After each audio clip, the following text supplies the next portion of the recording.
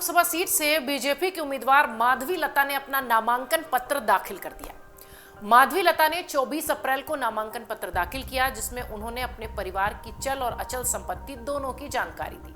आपको बताते हैं कि माधवी लता के पास कितनी संपत्ति है, कितने वो कर्जे में हैं, क्योंकि हैदराबाद लोकसभा चुनाव पर ओवैसी के बरक्स वही हैं। ओवैसी के सामने चुनावी मैदान में बीजेपी की तरफ से वही दिखाई पड़ रही हैं और इस सीट की भी चर्चा हो रही है और माधवी लता की भी खूब चर्चा है।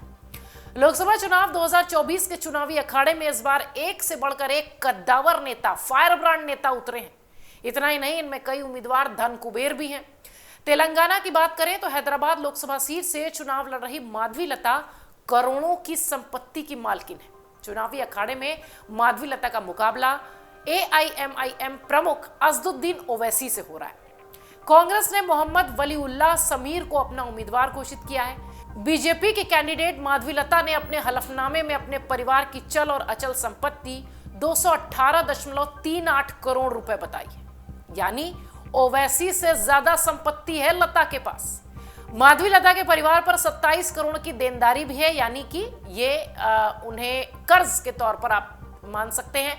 हलफनामे के मुताबिक माधवी लता के परिवार के पास 165.46 करोड़ रुपए की चल संपत्ति है, 55.92 करोड़ रुपए की अचल संपत्ति है। दूसरी तरफ AIMIM के मुखिया असदुद्दीन ओवैसी ने पारिवारिक संपत्ति 23.87 करोड़ रुपए और देनदारी 7 करोड़ रुपए घोषित की है, यानी कर्जा 7 करोड़ रुपए बताया है।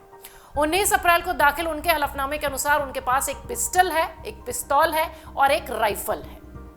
हैदराबाद का मुकाबला माधवी लता और असदुद्दीन ओवैसी की वजह से बेहद दिलचस्प हो चुका है। बीजेपी के उम्मीदवार माधवी लता के परिवार के पास विरिंची लिमिटेड के 2.94 करोड़ रुपए के शेयर्स हैं, जिनकी कीमत लगभग 94.44 करोड़ रुपए बताई जा रही है। माधवी लता के पति विश्वनाथ कोम्पल्ले IIT मद्रास के पूर्व छात्र हैं, फिनटेक और हेल्थ केयर कंपनी के संस्थापक हैं। माधवी लता ने बताया है कि उनके पास राजनीति विज्ञान में, पॉलिटिकल साइंस में मास्टर डिग्री है। माधवी लता ने 13 मई को होने वाले चुनाव के लिए बुधवार को अपना नामांकन पत्र दाखिल किया है। माधवी लता पिछले कई दिनों से सोशल मीडिया पर भी खूब चर्चा में है। इसके अलावा एक तीर साधते हुए वीडियो को लेकर वो सुर्खियों में है। उनके ऊपर FIR भी दर्ज हुई है। फिलहाल उन्होंने नामांकन पत्र दाखिल किया है और उनकी खूब चर्चा भी हो रही है। माधवी लता को सनातन का पैरोकार और हिंदुत्व के बड़े चेहरे के रूप में माना जा रहा है, देखा जा रहा है, प्रोजेक्ट किया जा रहा है। उन्होंने कई मौकों पर खुलकर असदुद्दीन ओवैसी के खिलाफ अपनी बात रखी है। हालांकि चुनाव में माधवी का चेहरा जरूर नया है, लेकिन उनकी पहचान बेहद पुरानी है। तेलंगाना में माधवी लता प्रखर हिंदू नेता, सोशल वर्कर के तौर पर बहुत पॉपुलर है। कुल मिलाकर इस बार हैदराबाद का मुकाबला बेहद दिलचस्प है। 40 साल से जिन ओवैसी परिवार को इस सीट के लोग, या यूं कहें कि यहाँ के वोटर पसंद करते रहे हैं, वहां से माधवी लता सीधे मौजूदा सांसद असदुद्दीन ओवैसी को टक्कर देती नजर आ रही हैं। ओवैसी की अगर बात करें तो हैदराबाद में मजबूत पकड़ रखते हैं असदुद्दीन ओवैसी। अच्छे वक्ता हैं, अच्छे नेता माने जाते हैं। असदुद्दीन ओवैसी 2004 से हैदराबाद के सांसद हैं। 2019 के लोकसभा चुनाव में करीब 3 लाख मत के अंतर से वो जीते थे।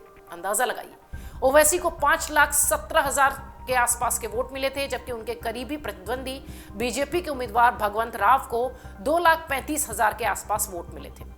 तब कांग्रेस के टिकट पर चुनाव लड़ने वाले फिरोज खान मात्र 50,000 के आसपास के वोट पर सिमट गए थे। इस बार 2024 में लोकसभा चुनाव में बीजेपी ने ओवैसी के किले को ध्वस्त करने के लिए अपनी फायर ब्रांड नेता माधवी लता को चुनावी मैदान में उतारा है।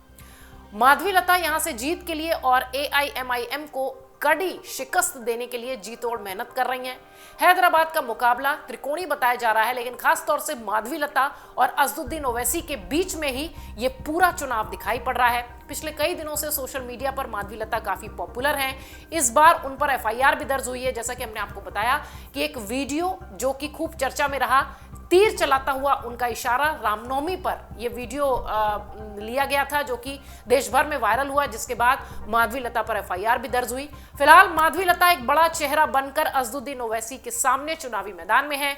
4 जून को यह पता चलेगा कि माधवी लता और असदुद्दीन ओवैसी में से वोटर्स ने, जनता ने किस पर भरोसा जताया। अगर आप ये वीडियो YouTube पर देख रहे हैं तो हमारे चैनल को सब्सक्राइब करें और बेल आइकन को दबाना ना भूलें। अगर आप Facebook पर ये वीडियो देख रहे हैं तो हमारे पेज को लाइक करें।